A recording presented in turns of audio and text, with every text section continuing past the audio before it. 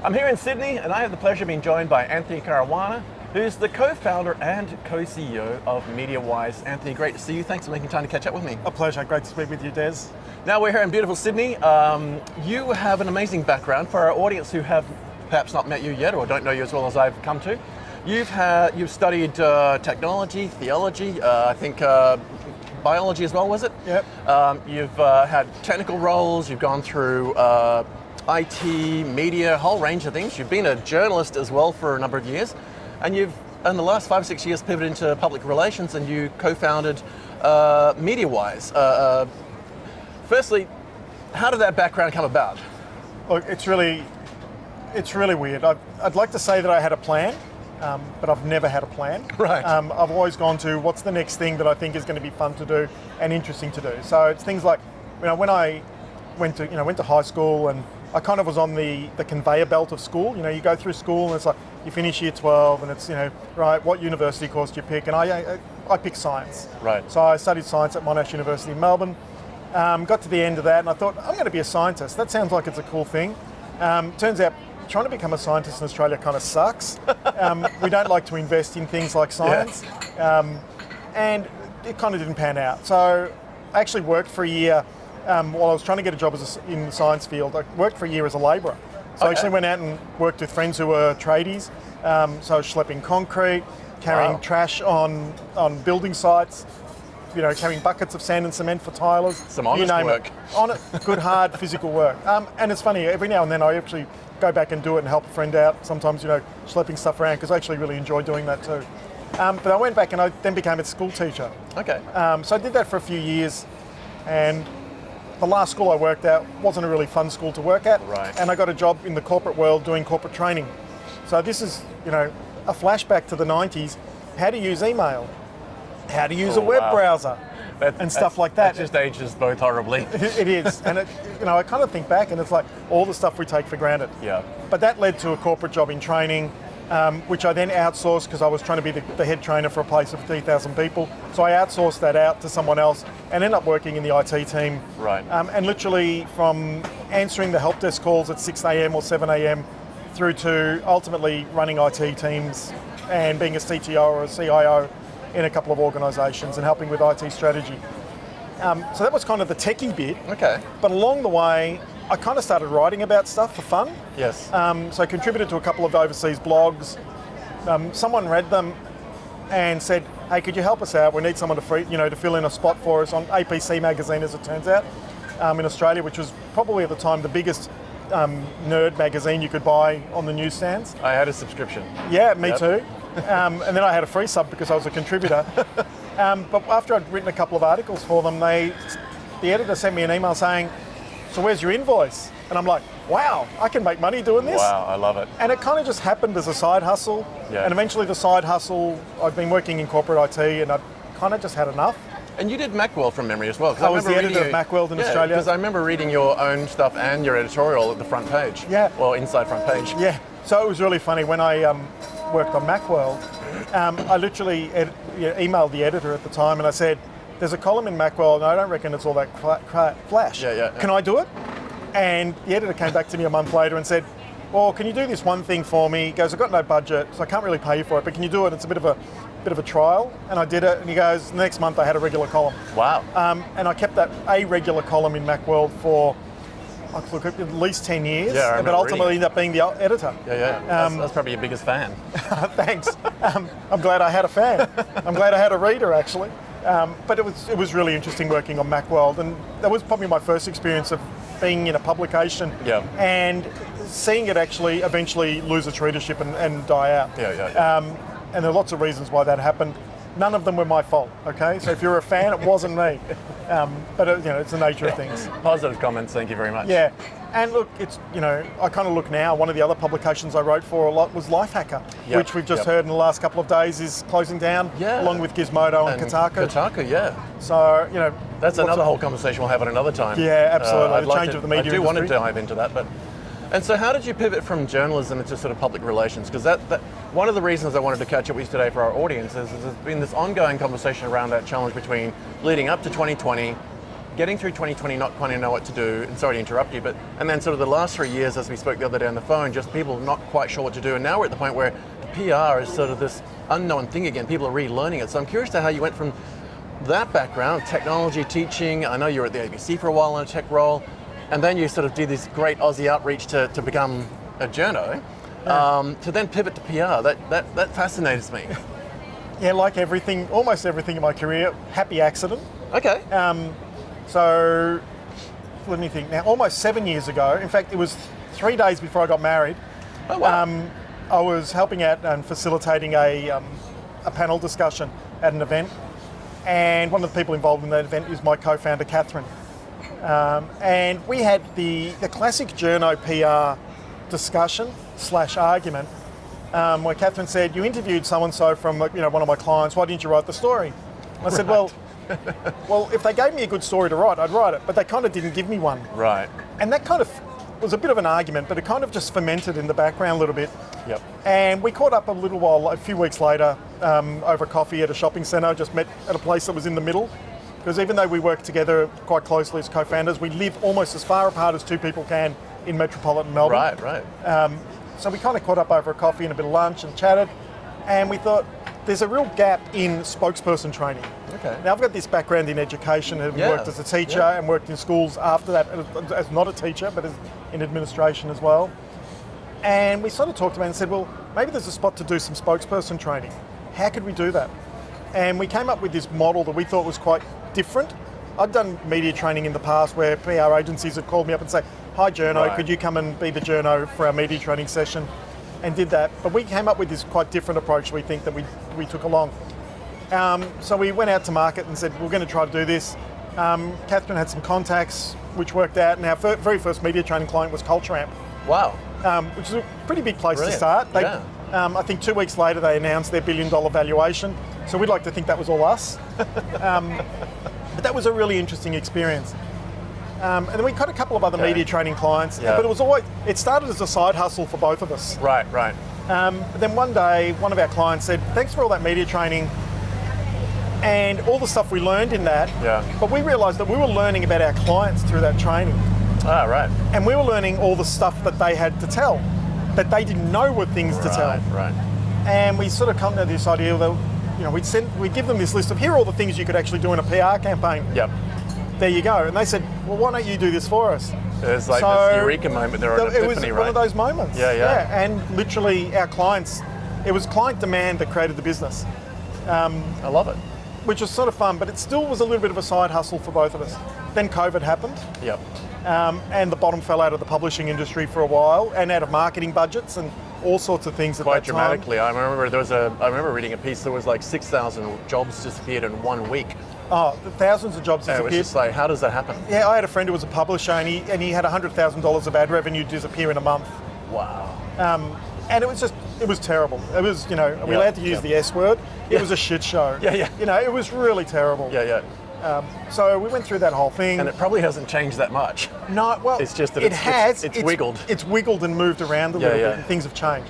But we've kind of created the business out of that. Now we've got retainer clients that we have as regulars. Fantastic. We've had a couple of them that have been with us for almost since the start of that journey. Yeah. Which has been amazing to have a couple of clients that have really not just believed in us, but also continued to pour effort into actually getting good stories out. Well, that speaks to a number of things, doesn't it? Because not only does it speak to, at the risk of sounding sycophantic, it speaks to the value you're bringing and the quality of your work. It speaks to the success of what you're doing, and not just what you're doing, but also the public relations element. It also speaks to the depth and breadth of what you're offering, which from what I know is like from that, I guess, advisory and planning to the training and education, the mentoring in many ways, I'm sure, and then that roadmap development, and then the go-to market, and also the creation of the content and the stories and material to go. And that's one of the things that works really well. I'm 100% in awe of the work that Kathryn does on the PR side. If you want the PR side, she's the guru. Yes. The content side, that's me. Like, that's my strength, is extracting stories out of people and then writing those stories or finding ways to tell those stories. But it works really well as a partnership because often you'll find founders that have got the same kind of skills and the same sorts of visions. They kind of work they're almost, Yeah. not quite, but almost clones of each other. Sometimes tripping Whereas over each we're other as well. That's right. Whereas we're quite opposite in the things that we're good at. So it's a match made in heaven in many ways, because then you can build on each other's strengths. Absolutely, Yeah. and that's why it works for us. And we will be, for our audience, we will be aiming to have Kathryn on the show at some stage soon, and certainly on the podcast. Yeah. So, you work at a predominantly tech space from what I understand, Yeah. but that isn't by design. I guess it's just sort of one of those fortuitous things that you came from a technical background in many ways, you fell into that. But I imagine there's a fairly fortuitous series of things that happened there with regard to your backgrounds jointly coming together. Coming out of 2020, walk us through what that experience was like with the reaction in 2020. I guess no one really knew what to do, we were just doing things. The last that 4.5 year period, particularly 2021 to 23, what's that sort of been like to sort of try and pivot through that process? Because I think people are constantly thinking about going back to quote unquote normal, but there is no such thing. And now 2024, we're finding we're in the middle of the year, it's just not happening. We've got all kinds of horrific things happening in the world with invasion in Ukraine, the situation in Gaza. Just that 3-year period, maybe, just give us a summary of kind of what that was like and how you got through that. I want to actually, can I go? I'm going to take your question Please and bridge do. it to something a little bit different. Please do. I think change is constant. Of course, yeah. I don't think what's happened over the last 3 years is significantly different to what's been happening over the previous 15 years. Yeah. It just happened really fast. Right. I think that's the thing. The rate at which it happened. Yep. That's a fair comment. I think that's kind of reality. I mean, Yeah, I've worked in the publishing industry for, give or take, more than 20 years. I've seen magazines close, I've seen them start, Yep. We saw the rise of the blogger and Web 2.0, we've seen now the fall of the blogger and Web Yep. 2.0, which is now pivoting towards short form content like TikTok, Yep. Twitter. The IT Journalism Awards that are on every year have a short form category, which is around TikTok videos, Yep. literally YouTube Shorts, Instagram. Jeremy Kuyk, who won the gold award as best journalist.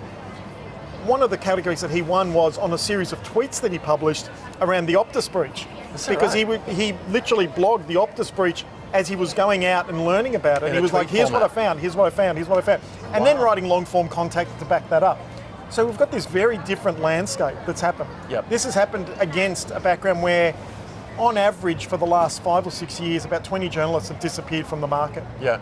And I've seen that happen with really good friends and peers that I've worked with who have just said, you know what, I've got fewer people supporting me, it's harder to do, we're expected to churn content really quickly. I remember giving a workshop for journalists that were made redundant by Fairfax about 10 or 12 years ago, and I was doing that for the MEAA, our union.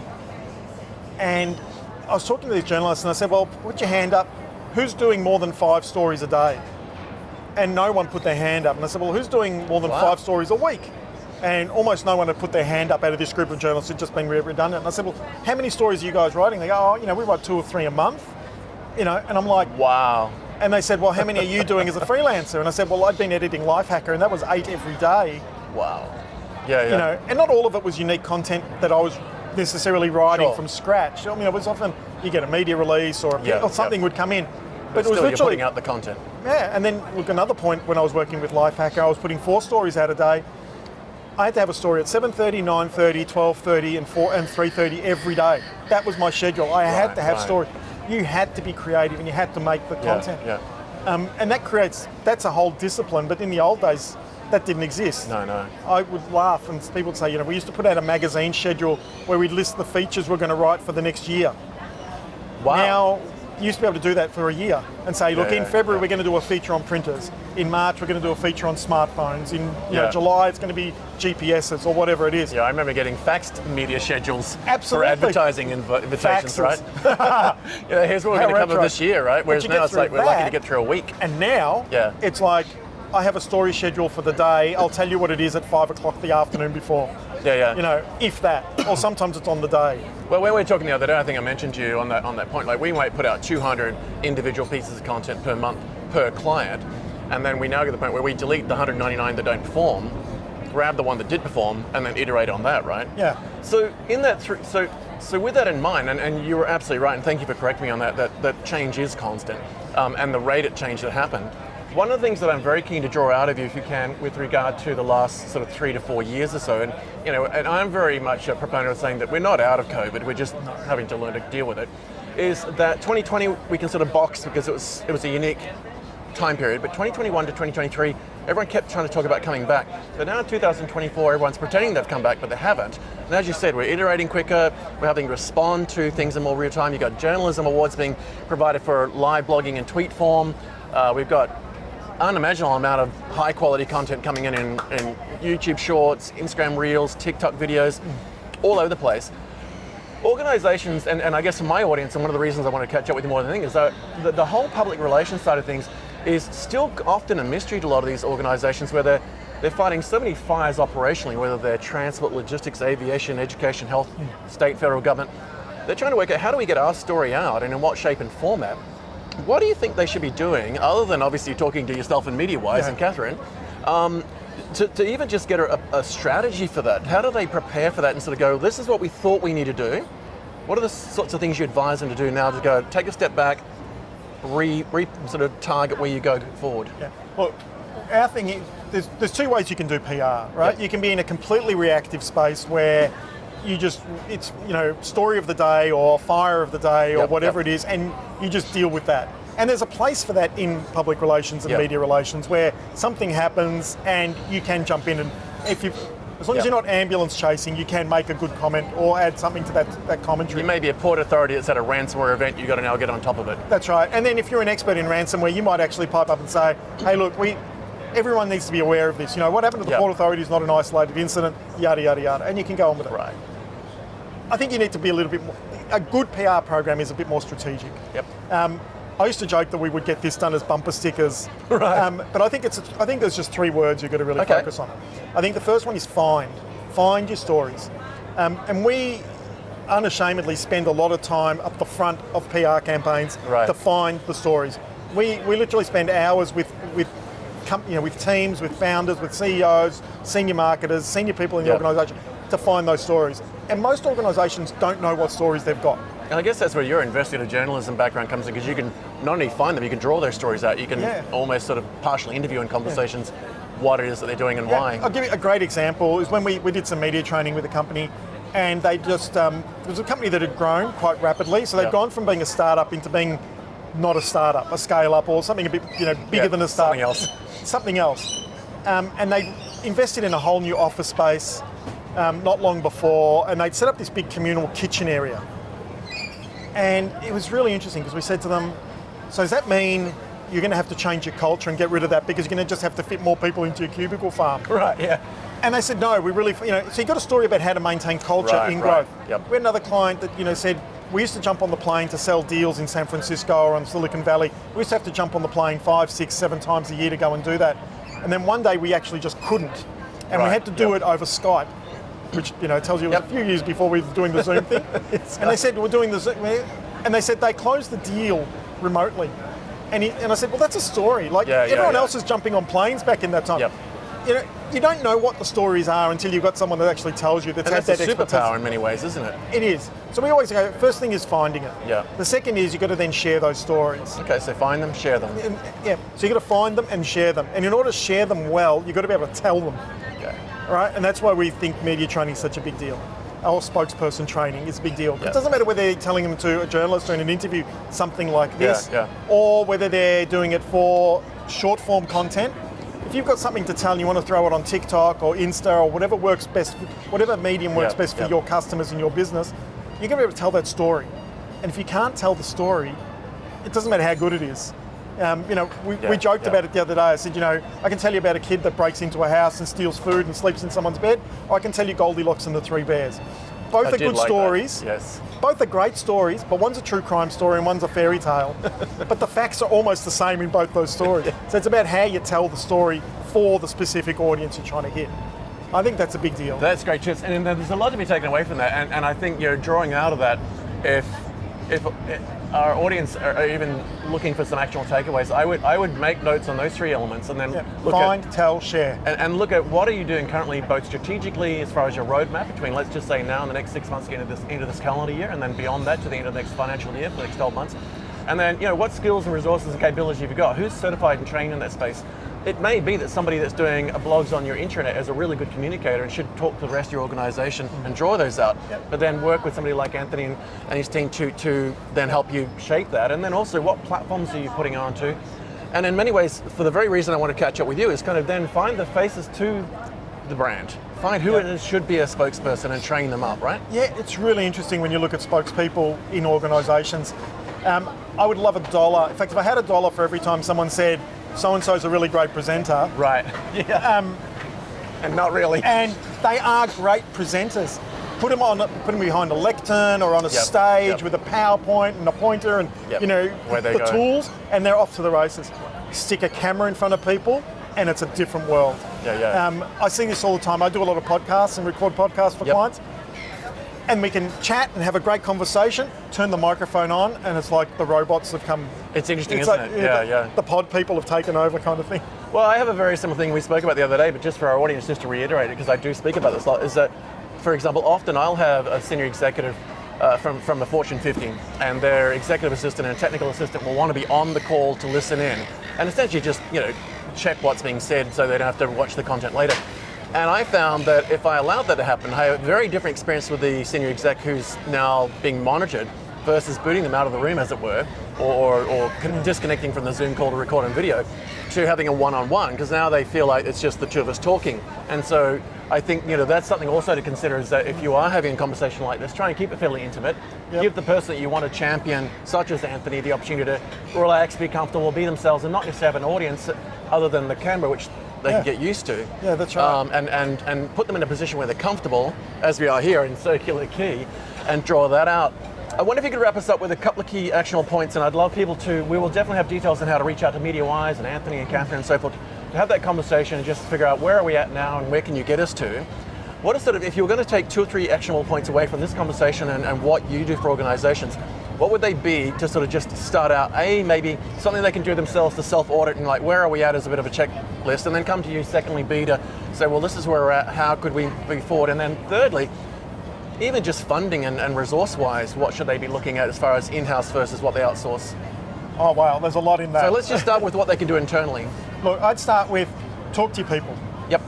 The best stories aren't sitting in your C-suite. Okay. The best stories are sitting with the people at the coalface of your business. Subject matter experts. Go and talk to your SMEs, your subject matter experts about what's going on. Ask them to tell you stories. Yep.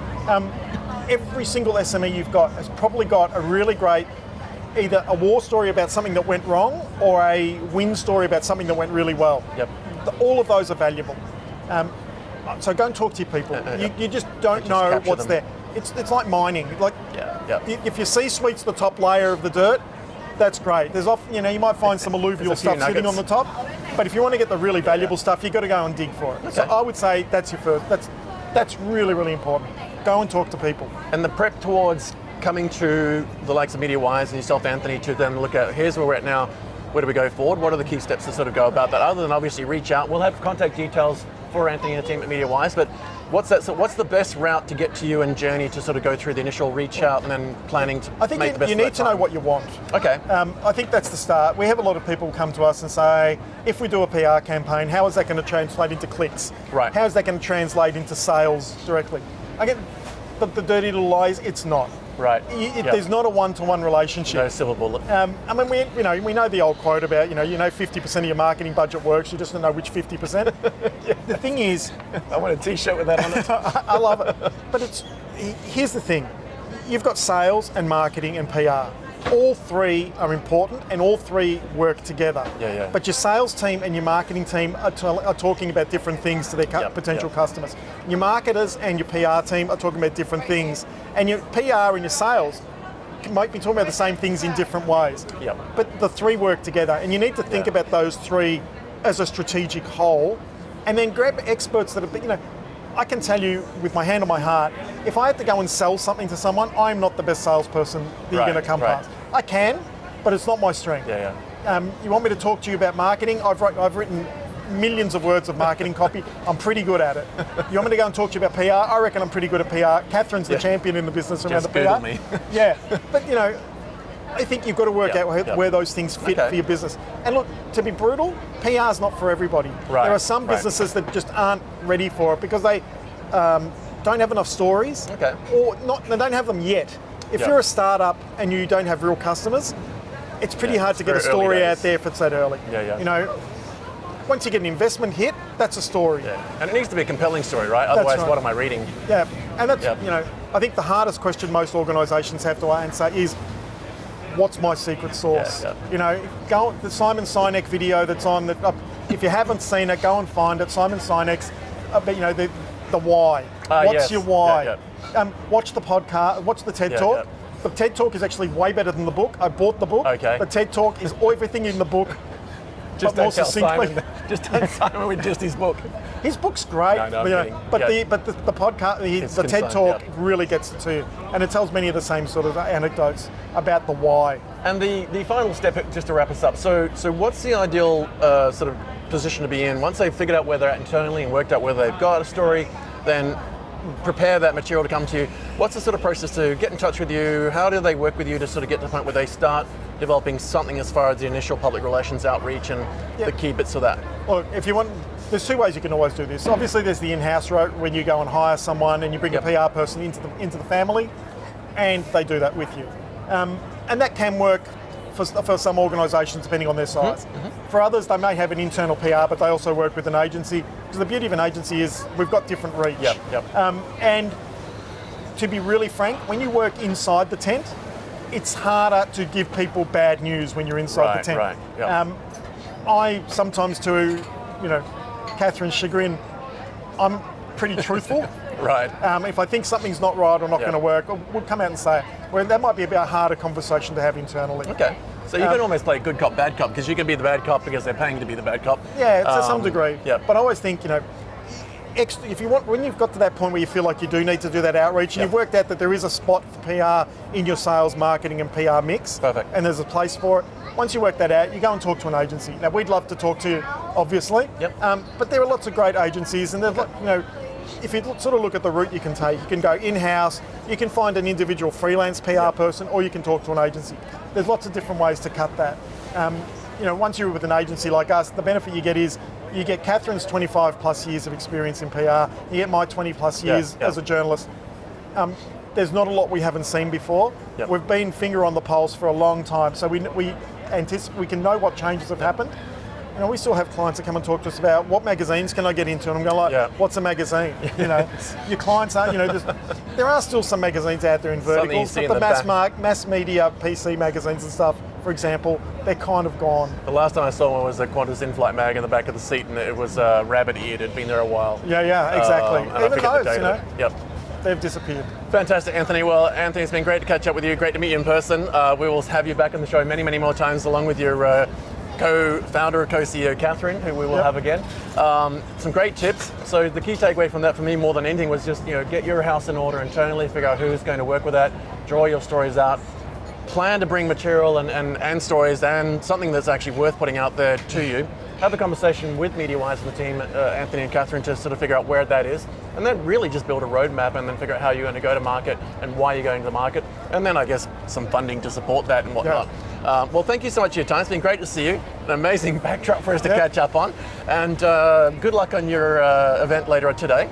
We'll look into tuning to that, and in the meantime, safe travels getting home, and we'll have you back on the show again soon. Thanks so much for your time, Anthony. No worries, Des. Thanks very much, mate. Cheers.